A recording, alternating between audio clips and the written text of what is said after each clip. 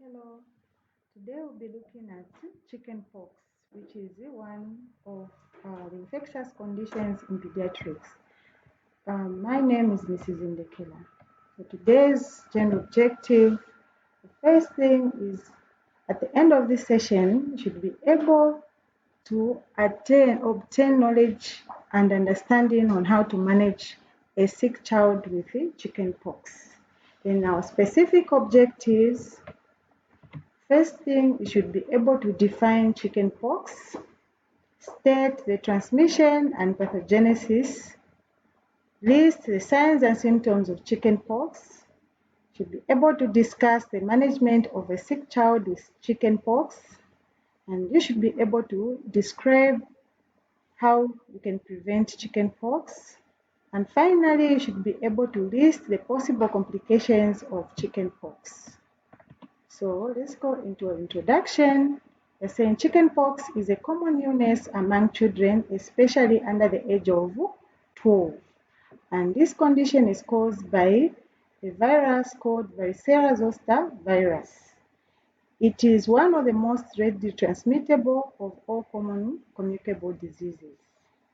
So this virus, which is the varicella zoster virus, can cause two distinct clinical diseases, which is chickenpox and herpes zoster, which is also known as chancros.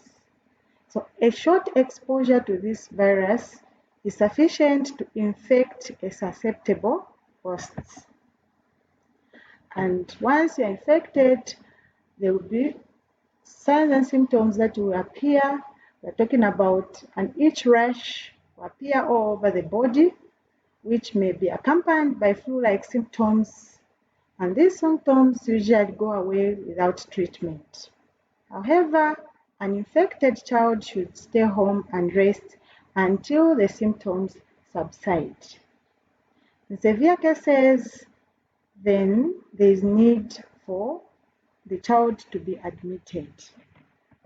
So let's dive into the definition of chickenpox. So chickenpox, this is the highly infectious viral disease caused by varicella zoster virus, which is a human herpes virus type 2. And it is characterized by a blister-like itch rash on the skin, fatigue, and low-grade fever. So let's look at the etiology of this causative organism.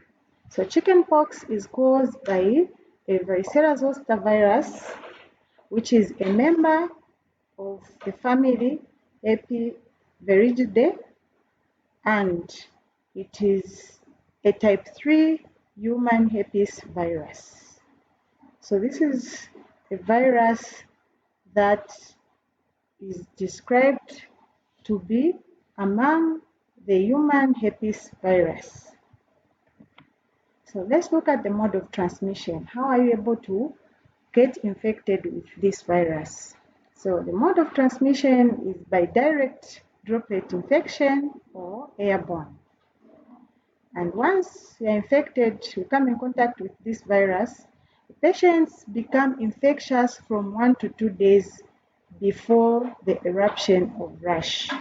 So we are saying that even before you can be able to see this rash, during the incubation period, you can be able to pass on the virus to the next person. That is, if you sneeze in close proximity with someone who is not infected, then the spread may be direct with blisters. We are talking about the blisters that are going to be formed, which will be filled with fluids. So if you come in contact with these fluids, these contain the varicella zoster virus, and hence, once you come in contact with this virus, it will begin to replicate in your body and cause an infection. So a person usually has only one episode of chickenpox. So one episode of chickenpox means that you'll be able to acquire the immunity, meaning the body will develop antibodies such that should you be exposed to this virus for the second time, the response will be quick because the body has formed the memory cells and the virus will not cause any harm. So the varicella zoster virus may remain dormant in the body and can cause shingles later in life. So this is a scenario where the virus crosses and reaches the central nervous system. In certain instances, when adaptive immunity comes in, it will be able to clear this virus. However, those viruses that remains in the ganglion may remain dormant without causing any infection. But when the immunity goes down, this virus will be reactivated and it will travel via retrograde and cause an infection in the skin, which we call shingles. So let's look at the pathophysiology. So after the initial inhalation of contaminated respiratory droplets, the virus infects the conjunctiva and the mucosa of the respiratory tract. Then the virus begins to replicate in the epithelial cells, and soon it is picked up by the immune cells to the nearby regional lymph nodes. So proliferation, meaning multiplication of the virus, will begin to occur in the regional lymph nodes of the respiratory tract for about 2 to 4 days after the initial infection. And this is what we call primary viremia, which occurs after 4 to 6 days. So during primary viremia, the virus begins to infect part of the immune system. We're talking about the spleen and the liver, which is also called the reticuloendothelial system, which is made up of phagocytic cells. So from there, after about 2 weeks, the virus will begin to infect the T cells, which is now secondary viremia. So the infected T cells will begin to produce proteins which will bind to the receptors to get to the skin and infect the cells of the skin, which will result in the skin lesions formation.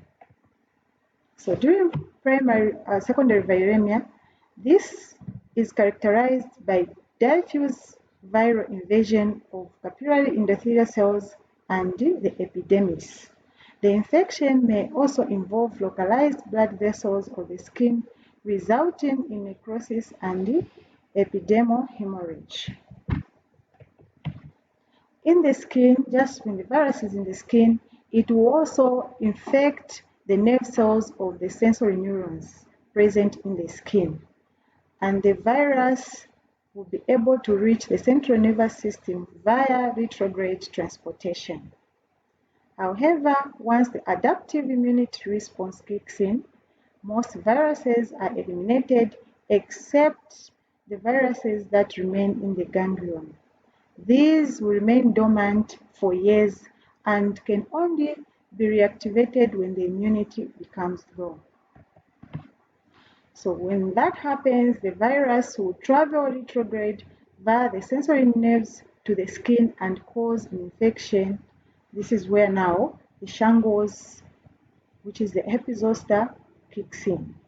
So herpes zoster, the characteristics that you'll be able to see a child with herpes zoster is that they will have painful itching or tingling in the area where the rash develops, which is usually stripes of vesicles around either the left or the right side of the body, or it can be on the side of the face. So basically this rash, it is described to not cross the midline of the body. So if you find that it will cut in between, so only half side of the face may be affected and the other one can be okay. So however, this rash disappears after 4 weeks, but the patient may continue to feel the pain on the affected part for about 90 days. What about the clinical features? What are the signs and symptoms that you're going to see in a child who has been infected with the varicella zoster virus? So we're talking about the incubation period from the time that you're exposed to this virus. The incubation ranges from 10 to 21 days, but it usually also lasts from 14 to 17 days. So during this period, the patient remains asymptomatic, meaning you will not be able to see any clinical feature to point at the patient may be infected with this virus.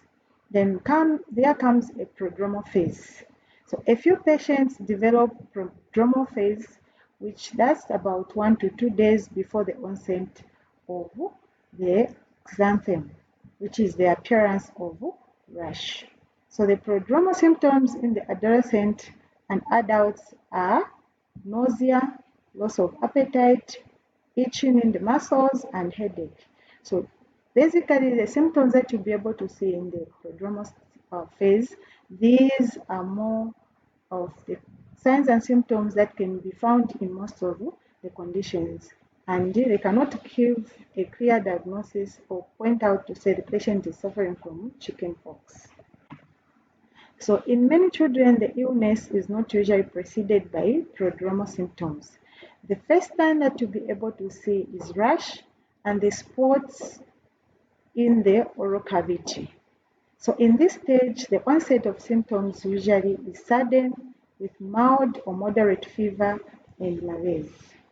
So this stage lasts for about 24 hours in children and 2 to 3 days in adults.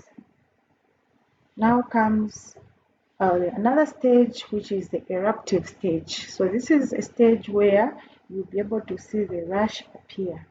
So we are talking about appearance of the rash, which is characterized by rapid evolution, fever. We are talking about the skin lesions, which are the hallmark in the diagnosis of this disease. So this rash begins as multiple small red bumps, which are papules that look like pimples or insect bites. So these lesions are small and have an erythematous macules at the base with a diameter of 5 to 10 millimeter. So after 12 to 24 hours, the spots typically become itchy, fluid-filled bumps called vesicles, which continue to appear in crops for the next 2 to 5 days. Then thereafter, after 1 to 2 days, these vesicles begin to crust over and form scabs which will fall off after 5 days, usually without leaving a scar. So when you look at the development of this rash, it is moving from one phase to the other. After beginning looking more or less like pimples or insect bites, it moves to looking like erythematous macules. Then later on, it will begin to be filled with fluid and will be referred to as vesicles. Then after that, these vesicles will begin to crust over, meaning the fluids that are filled in them will seep out, and later on they will scab off so that the skin remains the way it was. And this cycle will continue. We're saying that new crops of lesions are continuously forming every after 3 to 5 days. So you'll be able to see this pattern every after 3 to 5 days. These rash will begin to appear and follow the same pattern in different parts of the body. So the rash is described to be very itchy, and cool baths or calamine lotion may help in managing the itching. Then the pattern of the rash in terms of appearance will appear within hours or days on the scalp, neck, face, or upper half of the trunk, and then it will be very rapid. It will rapidly spread to involve other areas of the body. So in any area of the skin, the lesions have a variety of stages that it can be seen.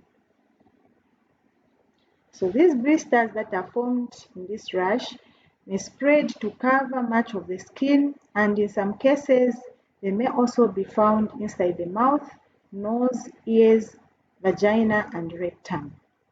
So these clinical features that you'll be able to see during this phase. And just to sum up, patient will also not only present with this rash, they also have fever, which is caused due to the presence of the virus in the body, which is viremia. Then the patient is going to complain of abdominal pain due to GIT involvement. Then there will be sore throat, headache. So these are basically the signs and symptoms that the patient is going to present with. So just in a nutshell, to sum up, chickenpox is a mild illness, but it can affect anyone with a weak immune system more severely. Let's look at the diagnosis. How are you going to diagnose this condition? So the diagnosis of chickenpox is not difficult. Looking at the characteristic rash and the history of recent exposure should lead to a prompt diagnosis. So meaning the mother will be able to give you information of this child being exposed to somebody who suffered from chickenpox. Then you'll be able to know that and suspect that a child may be suffering from chickenpox. However, there are some other tests that can be able to confirm the presence of the virus. So serologic test is the most common method of laboratory diagnosis. So the virus, which is the varicella zoster virus, can be detected by identifying specific IgM antibodies which are considered in the diagnosis of the acute infection. Another test that can be performed is the Zang test. This one, they will look for multinucleated giant cells in the fluid-filled vesicles, meaning in the rash, they will be filled with fluid. So that fluid can be subjected to testing, and they are going to find these multinucleated giant cells that will give an insight of the type of the virus that the patient has infected the patient. Also, a four-fold or greater increase in varicella zoster virus, we're talking about specific IgG antibodies levels between acute and convalescent stage in the serum specimen. So meaning that these antibodies will be identified in the specimens that will be collected. Chickenpox can also be diagnosed by what we call transcriptase polymerase chain reaction, which is PCR from the clinical specimens. Another diagnosis test that can be done is culture, meaning culture can be done, though it is deemed to be, it is impossible in hospitals where you find that they lack certain equipment to use to diagnose this, because it is considered to be a very expensive test. So isolation of the varicella zoster virus can be done in samples that are subjected to culture sensitivity. So, on the diagnosis, this is where we end, and now we look at the treatment. Treatment of each and every viral infection mostly is self-limiting. So let's look at the treatment of chickenpox. Medical management of chickenpox in the immunologically normal hosts is directed towards the prevention of avoidable complications. So the most common complications that occur with this disease, we are talking about secondary bacterial infection of the skin, which can be avoided by scrupulous skin care, particularly with close cropping of the fingernails. We are saying that this patient is going to have the rash, which is described to be itchy. So you need to make sure that you do nail care by cutting the fingers, so that the child, when they scratch, they do not begin to hurt themselves. And once the skin integrity has been broken, meaning that it will be a chance for other microorganisms to begin to multiply. So pruritus can be decreased with topical dressing or administration of antipyretic drugs. Also, water baths with wet compresses are better than drying lotions for the relief of the itching. However, when we talk about drugs, administration of aspirin to children with chickenpox should be avoided because of the association of aspirin derivatives, meaning that aspirin has got a tendency to cause a condition which is known as Ray's syndrome. So when this condition occurs, coupled with presence of the varicose virus, it is known to cause a buildup of ammonia in the body of the patient, which can be very harmful. So on antiviral therapy, drugs that can be used can only be administered, and it is only helpful if the signs and symptoms, it is administered within 24 to 48 hours of the appearance of the symptoms. That's when antiviral therapy can be very effective. And the drugs that can be used is acyclovir, and the dosage is 20 milligram per kg every 6 hours. So this antiviral for drugs, we're talking about children less than 12 years of age. Acyclovir is recommended. Then the dose is 10 milligram per kg every 8 hours to 7 days.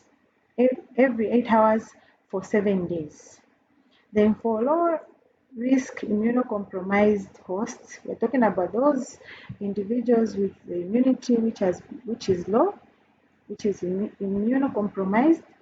Oral therapy with valacyclovir or famciclovir appears to be beneficial. The treatment continues. Apart from the antiviral therapy, the patient can also be commenced on antibiotics, which may be required if the sores become infected. And the type of an antibiotic that can be administered, we're talking about Septrin, 5 to 10 ml PD. Also, you can apply calamine lotion on those rashes to minimize on the itching. In terms of food, give foods that are cold, soft, and avoid acidic and salty foods. Never use aspirin to relieve pain or fever in children with chickenpox. This is in fear of the complication or the condition that arises, which is known as Ray's syndrome. For fever, give paracetamol 100 to 200 mg TDS for 3 days. In just a caution, we are saying that varicella zoster immunoglobulin can also be given to pregnant women that suffers from chickenpox. So we are saying varicella zoster immunoglobulin, which are anti-varicella antibodies, can be given to pregnant individuals and those immunocompromised individuals to help in eliminating the virus. Then we also give chickenpox vaccine. So that's it about the treatment. Then we move on to the prevention. So in terms of prevention, there is need to give chickenpox vaccine at 12 to 15 months, and a booster should be given when the child attains 4 to 6 years old. Healthy children who have had chickenpox do not need the vaccine, for they usually have a long life protection against the disease, meaning that they develop antibodies that will be able to, should these children be exposed to the virus for the second time, means that the immune system will quickly identify this virus and it will be eliminated before any harm is caused. What about the complications of chickenpox? So the commonest complication is secondary bacterial infections with Staphylococcus aureus or Streptococcus origins. So that's a complication, the commonest complication. The other complication is meningoencephalitis. This is the inflammation of the meninges as well as the brain tissue. So the presence of the virus in the brain can cause inflammation of the meninges as well as the brain tissue. That's how this condition comes about. Then the presence of the virus in the lungs is going to result in pneumonia. In progressive disease with hepatitis, that is when the virus affects the liver, then the condition called hepatitis is going to arise. And this usually happens, and it's most seen in immunocompromised patients. So just in summary, we are saying chickenpox is an infectious communicable disease among children aged below 12. And it is caused by the varicella zoster virus, and it is characterized by the appearance of vesicles on the skin. And a person who has had an episode of chickenpox is likely to suffer from shingles later in life, that is when the immunity becomes low, because we've been told that once the virus enters into the central nervous system, specifically in the ganglion, it remains dormant, and when the immune system goes low, it means that the virus will be reactivated and cause a condition called shingles. However, there is no specific treatment for this disease. Complications are rare in healthy individuals. So this is where we end with the presentation.